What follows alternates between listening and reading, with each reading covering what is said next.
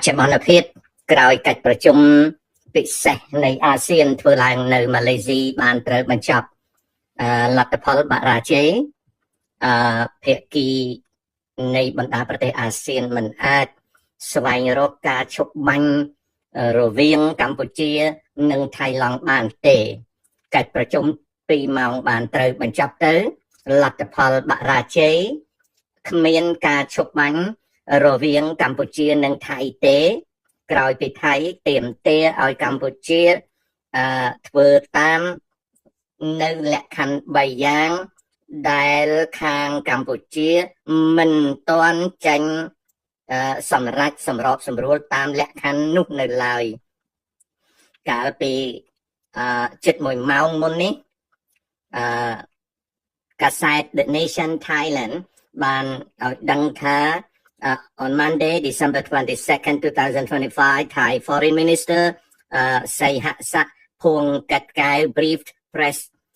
after the ASEAN Special Foreign Ministers meeting on the Thailand-Cambodia situation held in Kuala Lumpur, Malaysia. The 2-hour meeting, which started around 12 p.m. local time, concluded without an agreement on a ceasefire between Thailand and Cambodia. លោកសីហស័កភួងកាត់កែវរដ្ឋមន្ត្រីក្រសួងការបរទេសនៃប្រទេសថៃឡង់បានធ្វើសន្និសីទព័ត៌មានឲ្យដឹងអំពីកិច្ចប្រជុំពិសេសនៃមន្ត្រីការបរទេសអាស៊ានធ្វើនៅទីក្រុងកូឡាលំពួរប្រទេសម៉ាឡេស៊ីដើម្បីរកដំណោះស្រាយបញ្ហាកម្ពុជាថៃបានត្រូវបញ្ចប់ដោយគ្មានការព្រមព្រៀងឈប់បាញ់ឡើយនេះគឺជាព័ត៌មានដែលផ្សាយដោយ The Nation Thailand នឹងគឺជាចំណុចបាទអានឹងគឺជាចំណុចនៃការផ្សាយឲ្យដឹងចំណែកឯព័ត៌មានដតីទៀតលោកអ្នកក៏បានទទួលពីកម្ពុជាណាដូចជាសេចក្តីថ្លែងការណ៍នៃលទ្ធផលកិច្ចប្រជុំពិសេសរបស់មន្ត្រីការបរទេសអាស៊ានស្តីពីស្ថានភាពបច្ចុប្បន្នកម្ពុជាថៃនៅកូឡាលំពួរប្រទេសម៉ាឡេស៊ីដែលបានចុះផ្សាយដោយទំព័រ Facebook របស់លោកនាយករដ្ឋមន្ត្រីហ៊ុនម៉ាណែតនៅក្នុងសេចក្តីប្រកាសព័ត៌មាននៃប្រជុំពិសេសនេះគឺមានដូចតទៅសេចក្តីប្រជុំនេះនៅក្នុងចំណុចទី5គឺអំពាវនាវឲ្យមានការឈប់បាញ់ដូចជាបានព្រមព្រៀងគ្នារីឯសេចក្តីប្រកាសព័ត៌មានរបស់អាស៊ាននេះគឺមាន10ចំណុចហើយចំណុចទាំង10នេះបើសិនជាយើងមើលឲ្យច្បាស់ទៅគឺមិនទាន់មានអ្វីជាដុំកំភួននៅឡើយទេភាពដូចជាការសម្រេច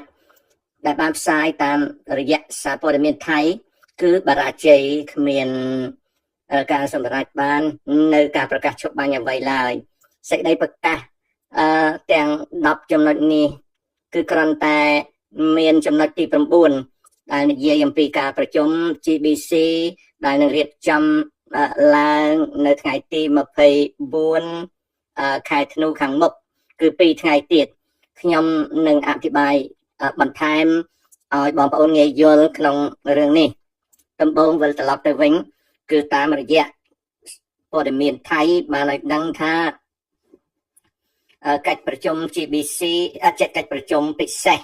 នៃរដ្ឋមន្ត្រីក្រសួងការបរទេសអាស៊ានធ្វើនៅកូឡាលំពួរថៃឡង់ថ្ងៃនេះទី22ខែធ្នូឆ្នាំ2025អស់2ម៉ោងបរាជ័យមិនបានលទ្ធផលទេប្រទេសថៃប្រកាសថាគ្មានការព្រមព្រៀងលើការឈប់បាញ់ទេរីឯចំណុចទី9ក្នុងសេចក្តីប្រកាសព័ត៌មានរបស់អាស៊ាន ដែលនិយាយថានឹងមានប្រជុំ GBC ធ្វើឡើងនៅថ្ងៃទី24ខែធ្នូខាងមុខនេះគឺជាចំណុចមួយដែលបន្តតាមតទៅទៀតតែចំពោះខ្ញុំវិភាគដូចតទៅថៃបានដាក់លក្ខខណ្ឌ3ដល់កម្ពុជាដែលលក្ខខណ្ឌនេះកម្ពុជាមានហ៊ុនសែនគឺទៅតល់ក្នុងការប្រកាសការឈប់បាញ់ខាងកម្ពុជាគឺកម្ពុជាសម្ដែងនៅការចង់បានការឈប់បាញ់ក្នុងប្រជុំអាស៊ានក៏ប៉ុន្តែកម្ពុជាមិនប្រកាសឈប់បាញ់កម្ពុជាមិនប្រកាសឈប់បាញ់តាមលក្ខខណ្ឌរបស់ថៃទេដោយសារការប្រកាសឈប់បាញ់នេះបើតាមខ្ញុំគិតទៅហ៊ុនសែនគាត់គិតថាវាបាក់មុខបាក់មាត់គាត់ដូច្នេះកម្ពុជាឈរនៅជំហរដាច់ខាតមិនប្រកាសឈប់បាញ់មុនទេចំណែកឯថៃនៅទៀមទាឲ្យហ៊ុនសែនប្រកាសឈប់បាញ់នេះគឺជាចំណុចតួរីឯលក្ខខណ្ឌ3របស់ថៃគឺមិនតាំងតែងពេកទេគឺទុកចន្លោះឲ្យកម្ពុជាមានច្រកចេញច្រើនក៏ប៉ុន្តែការគាំងស្ទះមិនព្រមធ្វើនេះគឺជាមុខមាត់របស់ហ៊ុនសែនបើគាត់ឲ្យមានការប្រកាសឈប់បាញ់គឺកម្ពុជានឹងវាអន់ជាងថៃដើម្បីកុំឲ្យកម្ពុជាអន់ជាងថៃហ៊ុនសែនឲ្យប្រសិទ្ធិសំណូមពរឲ្យអន្តរាគមន៍ពហុភាគីក្នុងកិច្ចប្រជុំពិសេសនៃក្រសួងការបរទេសនៃរដ្ឋមន្ត្រីក្រសួងការបរទេសអាស៊ានបបួលឲ្យឈប់បាញ់ទាំងអស់គ្នាអញ្ចឹងខុសត្រង់កន្លែងដែលឈប់បាញ់ហ្នឹងគឺថាថៃមិនព្រមឈប់បាញ់ជាមួយនឹងការបបួលរបស់រដ្ឋមន្ត្រីក្រសួងការបរទេសអាស៊ានទេបញ្ជាក់ការឈប់បាញ់នេះគឺថៃទាមទារឲ្យកម្ពុជាប្រកាសការឈប់បាញ់កម្ពុជាលោកហ៊ុនសែនមិនប្រកាសទេពីព្រោះវាបាក់មុខបាក់មាត់គាត់មិនប្រកាសទេគាត់ចង់ឲ្យប្រសិទ្ធិធ្វើម៉េចឲ្យអាស៊ានបបួលឲ្យមានការឈប់បាញ់តែថៃឡង់នៅរឹងនៅឡើយមិនព្រមទទួលការណែនាំឲ្យឈប់បាញ់ទេដោយទាមទារឲ្យកម្ពុជាគឺហ៊ុនសែននឹងប្រកាសឈប់បាញ់នេះគឺវាទៅដល់ហ្នឹងចំណែកឯលក្ខខណ្ឌអីផ្សេងទៀតវាមិនទាន់មានអីធំដុំទេគឺទៅដល់ថាចង់ឲ្យកម្ពុជាប្រកាសឈប់បាញ់ហ៊ុនសែនគាត់មិនព្រមទេវាខូចមុខខូចមាត់គាត់ហើយចង់ឲ្យអាស៊ានបបួលឲ្យឈប់បាញ់ថៃឡង់មិនព្រមឲ្យអាស៊ានបបួលឈប់បាញ់ទេគឺទាមទារឲ្យកម្ពុជាប្រកាសឈប់បាញ់ជាឯកតោភាគីមុនសិនដូច្នេះប្រជុំ2ម៉ោងទៅជែកគ្នាតានតឹងហើយក៏បរាជ័យទៅចំណុចទី9នៃសេចក្តីប្រកាសព័ត៌មានរបស់កិច្ចប្រជុំពិសេសនៃរដ្ឋមន្ត្រីក្រសួងការបរទេសអាស៊ាននៅកូឡាឡុំពូម៉ាឡេស៊ីខំធ្វើឡើងវែងដល់ទៅ2ទំព័រហើយមាន10ចំណុចខ្ញុំ scan through the through the press statement ណាខ្ញុំ scan ខ្ញុំអានមើលនៅ press statement ដែលចេញផ្សាយនេះថ្មីត្បិតតែនិយាយ10ចំណុចតែអា press statement នេះគឺអាចកបីបាទអាចកបីទេអា press statement នេះគឺអាចកបីមានចំណុចតែមួយទេតែបន្តតទៅទៀតនោះគឺចំណុចទី9ចំណុចទាំង10ចំណុចដែល press statement នេះសរសេរឡើងវែងពីទំព័រនោះគឺអាចកបីទេអាចកបីចំណុចទី10បញ្ជាក់អាចកបីច្បាស់ណាអូខេចំណុចទី10គឺភាសាការទូតប៉ុន្តែនិយាយភាសាសាមញ្ញគេអាចកបីចំណុចទី10 The ASEAN Foreign Ministers undertook undertook to remain siege on the matter ពាក្យហ្នឹងពាក្យលោជាពាក្យការទូតអីគេពាក្យចឹងប៉ុន្តែមានន័យថាសេចក្តីប្រកាស10ចំណុចនេះចង់បញ្ជាក់ថាប្រជុំថ្ងៃនេះ2ម៉ោងគឺអាចកបីបាទលទ្ធផលគឺអាចកបីណានឹងគឺជាចំណុចដែលចេញផ្សាយដូច្នេះ អឺតាមរយៈលោកពុយគា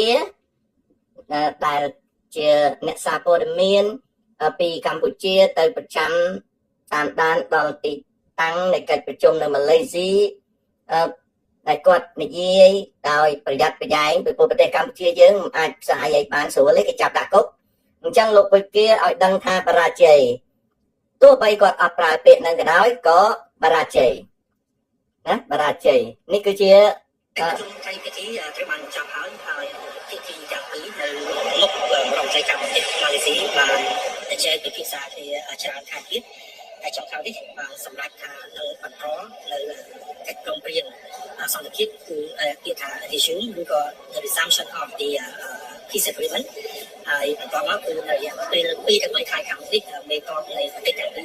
នឹងជួបគ្នាដើម្បីធ្វើយ៉ាងណាឲ្យស្ថានភាពធូរស្រាលឬក៏ឈប់បន្តការប្រយុទ្ធគ្នាតទៅទៀតនេះគឺជាខ្លឹមសារខ្លីចុងក្រោយតាមរយៈនេះយើងអាចដឹងថារឿងនេះវាជាប់តាក់ទងនឹងចំណុចទី9ដែលថ្ងៃទី24ខែធ្នូខាងមុខនេះនឹងមានប្រជុំ General Border Committee គឺជាការប្រជុំរបស់រដ្ឋមន្ត្រីក្រសួងការពារប្រទេសកម្ពុជានិងរដ្ឋមន្ត្រីក្រសួងការពារប្រទេសថៃជាថ្មីម្ដងទៀតការប្រជុំគ្នាពិសេសនៃរដ្ឋមន្ត្រីណានៃរដ្ឋមន្ត្រី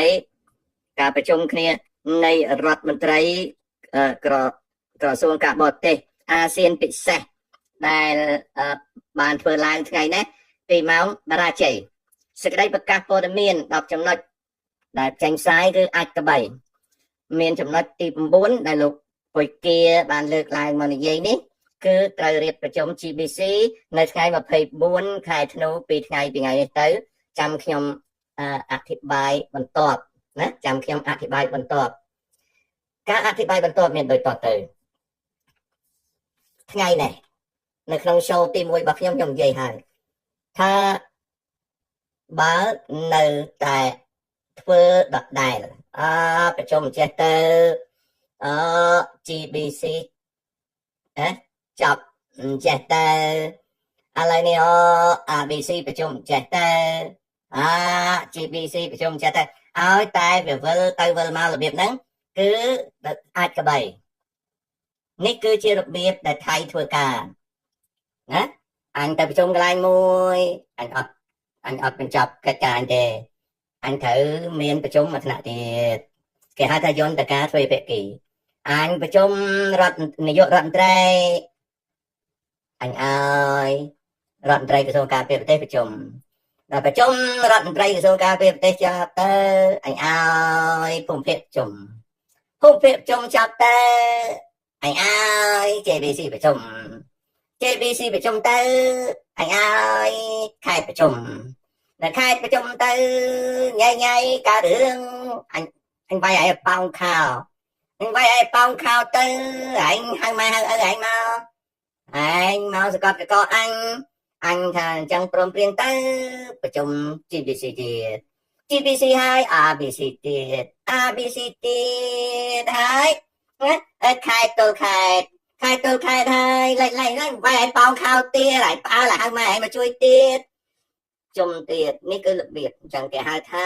របៀបអូសបន្លាយអញ្ចឹងចំណុចទី9នៃការប្រកាសព័ត៌មានរបស់កិច្ចប្រជុំពិសេសអាស៊ានថ្ងៃនេះគឺអាចក្បីចំណុចទី9គឺបន្តជួសអាចក្បីតទៅទៀតនេះនិយាយស្រួលស្ដាប់នេះជួសអាចក្បីតទៅទៀតបន្តជួសអាចក្បីតទៅទៀតឲ្យតែធ្វើអញ្ចឹងគឺគេភាសាអង់គ្លេសគេថា buy time ណាភាសាអង់គ្លេសគេហៅថា buy time គឺពន្យាពេលជានិច្ចអាហ្នឹងរបៀបសៀមធ្វើណាបងប្អូនហើយចំណែកហ៊ុនសែនគាត់ចង់បានមុខមាត់ចុងក្រោយគាត់មិនប្រកាសឈប់បាញ់ទេអញ្ចឹងបានសេចក្តីថាម៉េចបានសេចក្តីថាដំបូងថ្ងៃទី22ដល់ថ្ងៃទី24វាយគ្នាបន្តបាញ់គ្នាបន្តទៀតទៅដល់ថ្ងៃទី24ជួបគ្នាទៅអញ្ចឹងហើយបញ្ចប់ពីការជួបគ្នាទៅបើទេសីហាទទួលបញ្ជាពីហ៊ុនសែនឲ្យប្រកាសឈប់បាញ់បានឈប់បើទេសីហាមិនអាចប្រកាសឈប់បាញ់បានវាយគ្នាទៀតទៅឬក៏ទេសីហាថាអាហ្នឹងចាំទៅប្រជុំ ABC អបមា ចាំដល់ពីស៊ីពីថ្ងៃទី24ហ្នឹងបាញ់គ្នាភាសាទៅទៀតគឺអូណាណាគឺអូបន្លាយអូបន្លាយអូបន្លាយរហូតចំណែកឯអំណាចដតីអត់អាចសង្កត់ឲ្យឈប់បាញ់បានទេបើសង្កត់វានឹងចាញ់កលាមួយទៀតថាប្រទេសថៃឡង់គ្មានរដ្ឋាភិបាលការរៀបចំការបោះឆ្នោតនៅថ្ងៃមុខអញ្ចឹងបានណាបានជាការអូសបន្លាយទៀតចុះបើសិនជាចង់ឲ្យឈប់បាញ់តើតែហ៊ុនសែនព្រមឲ្យកម្ពុជាប្រកាសឈប់បាញ់ប៉ុណ្ណឹងឥឡូវស្ដាប់ថៃសិនណាកាលពី15នាទីមុននេះ at the Joint Press Center on Thai-Cambodia situation at the Royal Thai Army Radio and Television Station, Air Chief Marshal Praphat Sonjai, Assistant Commander-in-Chief of the Royal Thai Air Force and Director of the Briefing Center, responded on Monday, December 22nd, to remarks by Hun Sen, Cambodia Senate President, who has signaled a prolonged conflict with Thailand. ការឆ្លើយតបទៅនឹងអ្នកសារព័ត៌មានដោយ Air Chief Marshal Praphat Sonjai រងបញ្ជាការនៃកងទ័ពអាកាសថៃនិងជានាយកនៃមជ្ឈមណ្ឌលផ្សាយព័ត៌មានកងទ័ពថៃបានឲ្យដឹងថាគាត់យល់ឃើញថាសម្ដីរបស់ហ៊ុនសែនចង់បន្តសង្គ្រាមតទៅទៀត Praphat said the comment should be taken seriously សម្ដីរបស់ហ៊ុនសែនត្រូវចាប់អារម្មណ៍មែនទែនថាមេដឹកនាំកម្ពុជារូបនេះមានគំនិតចង់បន្តចំនួនជាមួយថៃឡង់តទៅទៀតនេះគឺជាសម្ដីរបស់មេតបរងថៃឥឡូវទៅមើលហ៊ុនសែននិយាយថាម៉េចបាទទៅមើលហ៊ុនសែននិយាយថាម៉េចសិនអូខេហ៊ុនសែននិយាយថាម៉េចហ៊ុនសែនដូចជាមិននិយាយថាម៉េចទេណាតើហ៊ុនសែនមាននិយាយថាម៉េចបានជាថៃវានិយាយថាសម្ដីហ៊ុនសែនគឺចង់បន្តច្បាំងយូរអង្វែងទៅមុខណាតើមិនបានវានិយាយអញ្ចឹងនេះអាមេតបរងថៃតបប្រកាសនេះវានិយាយវាថាសម្ដីហ៊ុនសែនគឺសម្ដីចង់បង្កទំនាស់ឲ្យវែងឆ្ងាយទៅមុខអញ្ចឹងមានន័យថាម៉េចយើងចាំមើលបន្តិចណាគ្មានព័ត៌មានច្បាស់លាស់នៅឡើយទេថៃនៅបន្តរករឿងតទៅទៀតហើយ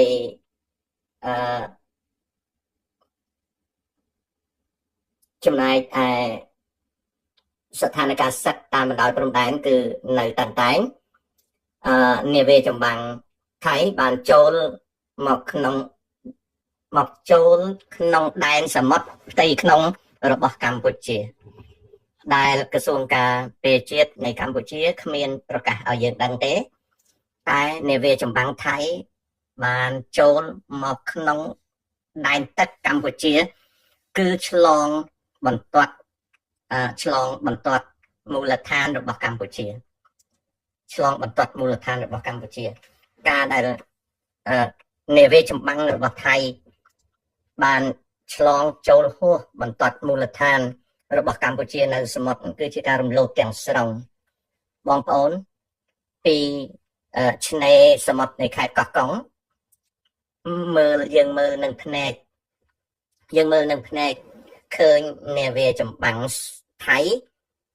នៅល្បាតជាជួរយើងមើលពីច្រាំងពីឆ្នេរដែនគោកឆ្នេរដីគោកនៃខេត្តកោះកុងយើងមើលឃើញនាវាចម្បាំងសៀមនឹងភ្នែកទៅទេបានសេចក្តីថានាវាចម្បាំងសៀមដែលយើងមើលឃើញនោះគឺវាជិតជាង20គីឡូម៉ែត្រជិតវាមិនមែននៅឆ្ងាយទេវានៅក្នុងរវាង10គីឡូម៉ែត្រអីប៉ុណ្ណឹងបើវានៅក្នុង10គីឡូម៉ែត្រចុះក្រោមគឺនាវាចម្បាំងរបស់ថៃវាបានឆ្លងចូលមកក្នុងដែនទឹកផ្ទៃក្នុងរបស់កម្ពុជា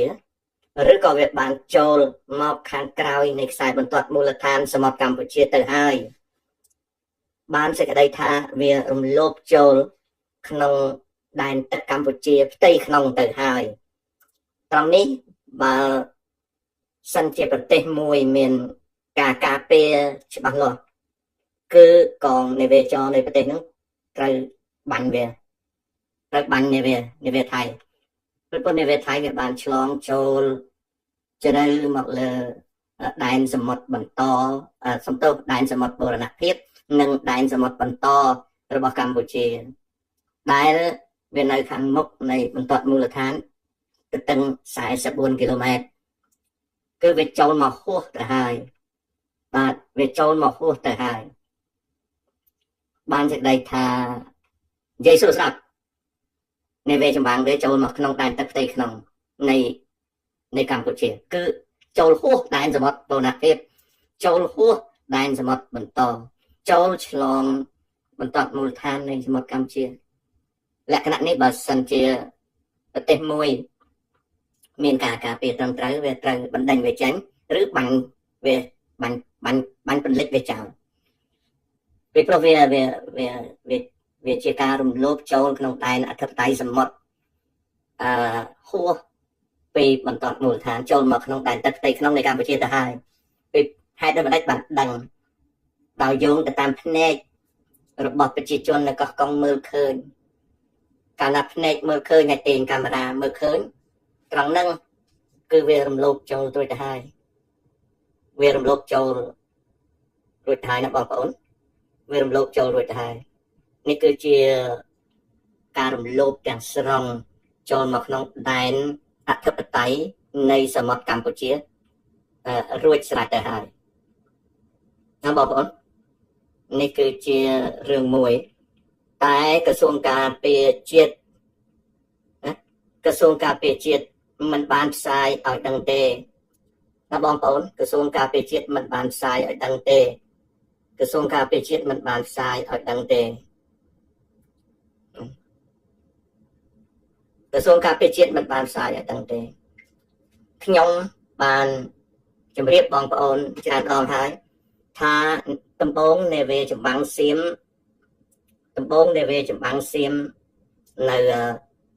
នៅក្នុងសមុទ្រមានចំនួន4បច្ចុប្បន្ននេះនាវាចម្បាំងសៀមនៅក្នុងសមុទ្រមានចំនួន6គ្រឿងមូលដ្ឋានជើងទឹកនៅរៀមអត់មានឃើញសកម្មភាពអ្វីទេអត់មានទេណាកាលណាខ្មែរយើងនៅដីគោកមើលឃើញនឹងភ្នែកនាវាចម្បាំងសៀមគឺវាចូលក្នុងទឹកខ្មែរជ្រៅមែនតើហើយបាទគឺចូលជ្រៅមែនតើហើយត្រង់នេះណាបងប្អូនត្រង់នេះគឺជាអ្វីដែលកើតឡើងដូច្នេះកាលពីភាគមុនចប់ទៅខ្ញុំក៏ចូលដេកដល់ហើយទៅក៏ខ្ញុំក្រោកបត់ជើងតូចក៏ឆែកមើលទៅឃើញថាកិច្ចប្រជុំថ្ងៃនេះអាចកន្លះខោហើយកិច្ចប្រជុំ2ថ្ងៃទៀតវាតល់តែហ៊ុនសែនឥឡូវនេះក៏លឹះនៅតែហ៊ុនសែនទេថៃវាបើសិនជាទេសីហាចូលប្រជុំហើយប្រកាសឈប់បាញ់អានឹងឈប់បាញ់បានសេចក្តីថាសៀមវាបោះបាល់ឲ្យហ៊ុនសែនតត់ណាបើហ៊ុនសែនតត់អានឹងហ្គេមហ្នឹងវាជាហ្គេមហ៊ុនសែនរីឯតាសុចឃើញព័ត៌មានថៃវាផ្សាយអំពីតាសុចនិងហ៊ុនសែនចាំខ្ញុំប្រមូលព័ត៌មានឲ្យច្បាស់ពីរឿងតាសុចហ៊ុនសែនខ្ញុំយកមកនិយាយបើសិនមិនច្បាស់ខ្ញុំមិននិយាយទេអញ្ចឹងសរុបមកវាជុំថ្ងៃនេះអាចកន្លះខោណាបងប្អូនឥឡូវនេះឆ្លើយជាមួយបងប្អូនបន្តិចចុះតាបើយើងយល់ព្រមអាចចប់សង្គ្រាមដែរឬទេកាលពីព្រឹកមិញតាបានធ្វើ show មួយកាលពីព្រឹកមិញចៅទៅចាក់ស្ដាប់ទៅចម្លើយនៅក្នុងតានិយាយអស់ហើយណាត្រូវធ្វើម៉េចឲ្យវាឈប់បាញ់គ្នាត្រូវធ្វើម៉េចឲ្យវាមានសន្តិភាពតូចសុគារដ្ឋាភិបាលកម្ពុជាគួរធ្វើអ្វីរដ្ឋាភិបាលកម្ពុជាគួរប្រកាសឈប់បាញ់ហើយអនុវត្តឲ្យលឿនកុំឲ្យវាពន្យាពេលបាន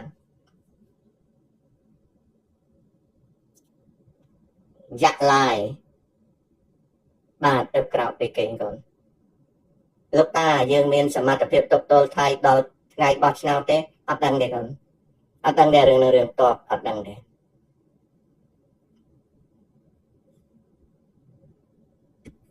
លេងចម្រៀនមិនតន់តាំងទេយើងចាំមើលតទៅទៀតឥឡូវនេះត្រូវដោះស្រាយបញ្ហាពីមួយថ្ងៃទៅមួយថ្ងៃបញ្ហាសង្គ្រាមត្រូវដោះស្រាយពីមួយថ្ងៃទៅមួយថ្ងៃណាបាទពីមួយថ្ងៃទៅមួយថ្ងៃត្រូវដោះស្រាយពីមួយថ្ងៃទៅមួយថ្ងៃអត់អាចនិយាយអីបានទេបងខ្ញុំក៏ចេះតែខ្ញុំមិនចូលចិត្តបំផិតបំភ័យអីទេខ្ញុំជាមនុស្សម្នាក់ដែលធ្វើ show អត់ចេះបំផិតបំភ័យអ្នកណាទេនិយាយពីបញ្ហានិយាយពីរឿងបំផិតបំភ័យអត់ទេសៃហាសេប្រហែលជាត្រូវដល់ឆ្នាំក្រោយបាទអានឹងគឺថាសៀមវាបោះបាល់ឲ្យហ៊ុនសែនតតណាសៀមវាកំពុងតែបោះបាល់ឲ្យហ៊ុនសែនតតបើហ៊ុនសែនសុខចិត្តទទួលបាល់អានឹងចប់